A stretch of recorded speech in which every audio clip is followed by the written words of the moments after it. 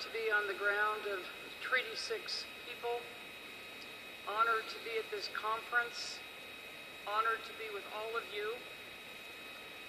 I want to thank all of you for an absolutely wonderful day. My day started out walking through the halls and getting some pretty spectacular hugs from many people that I haven't seen in 20 or 30 years, like Barney here and his wife, Mary Simon, people that I've known in different communities for a very long time.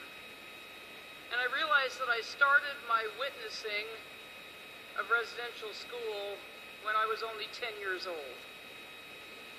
I grew up in Colville, Washington.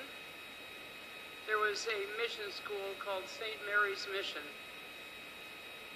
One of my best friends went there. As many of you who have heard me speak before know, I'm a survivor of sexual abuse and domestic violence, and also suicide in my family. And as a 10-year-old little child at St. Mary's, I knew my friend was being abused, and she knew I was. It's tragic to me, living in the United States, that after that time, I became clinical director of Seattle Mental Health. And I listened to so many stories from so many survivors. I did family treatment on reservations in Washington in the 70s, and I heard so many stories of so many survivors. And one of the things that I vowed, and I started speaking about then, is people that are accused of being mentally ill are not. They're having a normal response to an abnormal and painful life, not the reverse.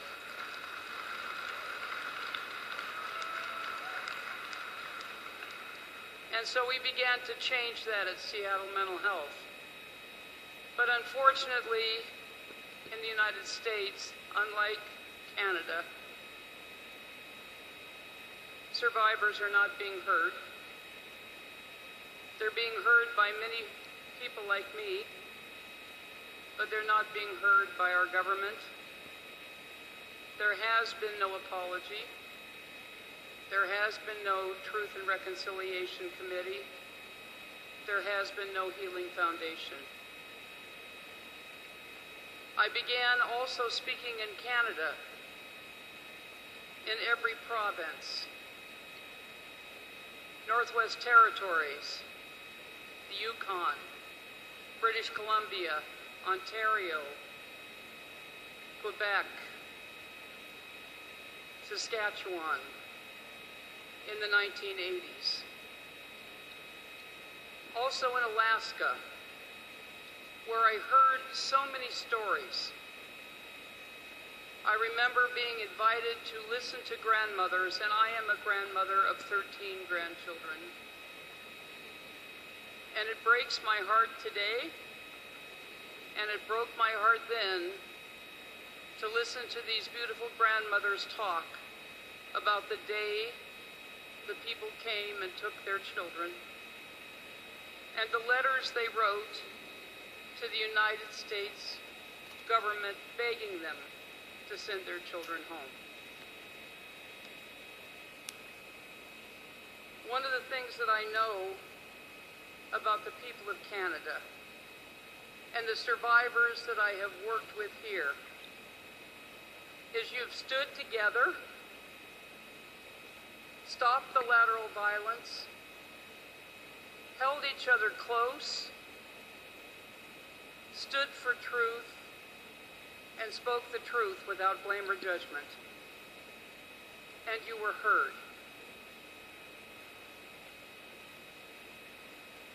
In British Columbia, I remember one day listening to a young man. After listening to a survivor speak, and this beautiful teenage boy said to me, "I learned today that it's not the abuse in my family wasn't because my mother didn't love me. It was because of her pain. And I now know she loved me very much in the only way she could. And I also know that if it's pain, it can be fixed. And I feel like I love my family so much. One of the things that I've seen here today is I've seen the youth speak. I've seen the youth witness. And I've also seen them be heard.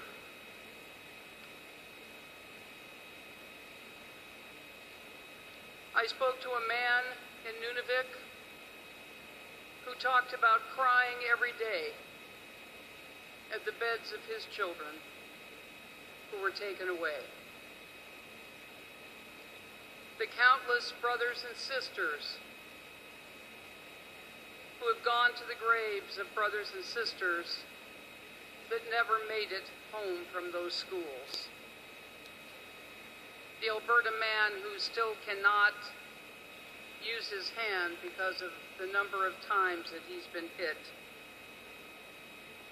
The power of hundreds and hundreds of people who have stopped the lateral violence and stood together to fight for people who have not yet gotten their voice. I want to say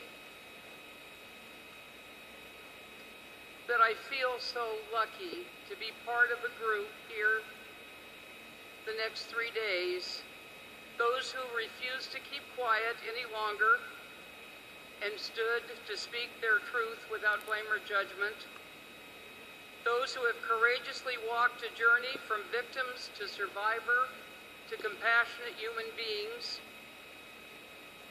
those who have cried the tears, and because you've cried the tears, the children of today born will be welcomed. As I get older and I see the grandchildren, and I've met some here this last day who are healthy, who are brilliant, who are creative, and who are wise, because so many of you survivors cried the tears.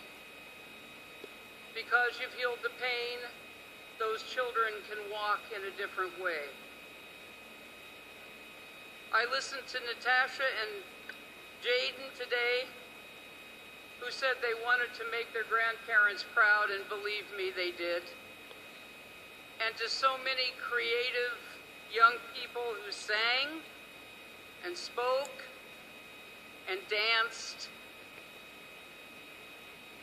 I saw the courageous Kim with her family. And to me, that's what it's all about.